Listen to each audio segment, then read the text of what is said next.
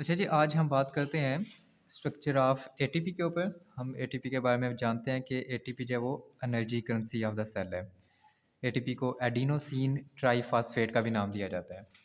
अब यहाँ पे हम सबसे पहले बात कर लेते हैं एटीपी की जो सिंथेसिस है वो कैसे होती है। अमूमन एटीपी की जो सिंथेसिस है वो सेलुलर रेस्पिरेशन के ज़रिए से होती है, यानी कि जो ब्रेक डाउन है ग्लूकोज की, उसके नतीजे में जो वो एटीपी की प्रोडक्शन होती है। ग्लूकोज के नतीजे में जो एनर्जी प्रोड्यूस होती है वो यहाँ पे इसके जो फास्फोरिक एसिड के दरमियान यहाँ पे बॉन्ड्स मौजूद हैं, इन बॉन्ड्स में वो एनर्जी स्टोर हो जाती है। अब हमारे पास दो एंजाइम हैं, एक है फास्फोफ्रुक्टोकाइनेज और दूसरा जो एंजाइम है उसे हम बोलते हैं पायरुवेट काइनेज। अब ये दो जो एंजाइम हैं ये की एंजाइम होते हैं ग्लाइकोलाइसिस के प्रोसेस में। इन दो एंजाइम्स ने ग्लूकोज की ब्रेक डाउन करनी होती है। अब जैसे ही सेल के अंदर एटीपी मौजूद होते हैं तो एटीपी इन दो एंजाइम्स की जो प्रोडक्शन है उसको इनहिबिट कर देते हैं, जिसके नतीजे में मज़ीद ग्लूकोज की ब्रेक डाउन नहीं होती, जिसके नतीजे में मज़ीद एटीपी जो है वो प्रोड्यूस नहीं होती। इस मैकेनिज़्म को हम नेगेटिव फीडबैक मैकेनिज़्म का भी नाम देते हैं। इसके अलावा चूँकि हम जानते हैं कि एटीपी का जो रोल है वो एज ए एनर्जी करेंसी है, तो ये डीएनए और आरएनए की सिंथेसिस में भी इन्वॉल्व होता है, न्यूरोट्रांसमिशन में इन्वॉल्व होता है, मसल कंट्रैक्शन में इन्वॉल्व है। इसके अलावा कुछ एक्टिव ट्रांसपोर्ट हैं, उनमें इसका जो है रोल है। अब इसके स्ट्रक्चर के ऊपर आ जाते हैं।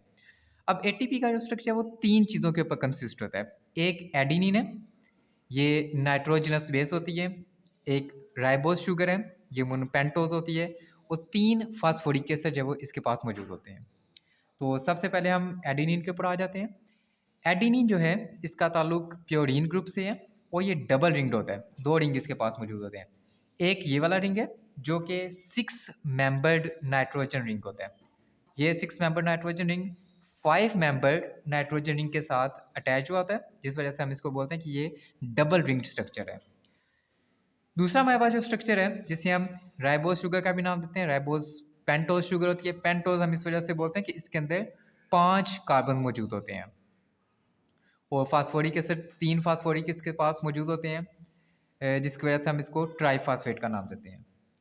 अब यहाँ पे हमारे पास जो राइबोस शुगर है यहाँ पे इसके कार्बन नंबर 1 होता है।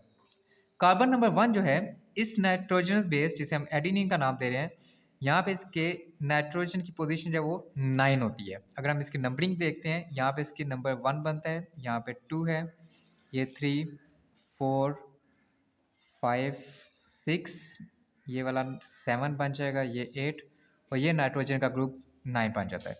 अब ये जो कार्बन नंबर 1 है जो कि राइबोस शुगर का है, ये नाइट्रोजन की जो पोजीशन है 9 इसके साथ बॉन्ड बनाता है। इधर से इसका कार्बन जो पोजीशन नंबर 5 पे है, ये इधर से फास्फोरिक एसिड के साथ जो है वो बॉन्ड बनाता है। इस तरह की जो है बॉन्डिंग बनती है। अब आप यहाँ पे देख सकते हैं एक फास्फोरिक एसिड और दूसरे फास्फोरिक एसिड के दरमियान यहाँ पे ये बॉन्ड बना हुआ है, ये हाई एनर्जी बॉन्ड होता है। इस फास्फोरिक एसिड के पास अमूमन 2 बॉन्ड्स होते हैं, एक ये वाला और एक ये वाला।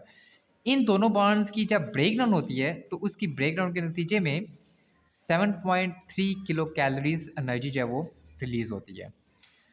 तो इसके अलावा जब ये एक बॉन्ड टूट जाता है तो पीछे 2 फास्फोरिक एसिड रह जाते हैं, फिर ये भी बॉन्ड टूटता है तो इसके नतीजे में 1 फास्फोरिक एसिड रह जाता है।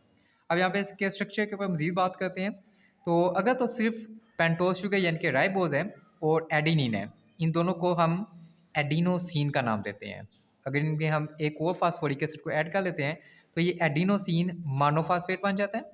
इसमें एक और फास्फोरिक एसिड ऐड करें तो एडिनोसिन डाइफॉस्फेट है और इसमें तीसरा फास्फोरिक एसिड ऐड करें तो इसको हम एडिनोसिन ट्राइफॉस्फेट का नाम देते हैं।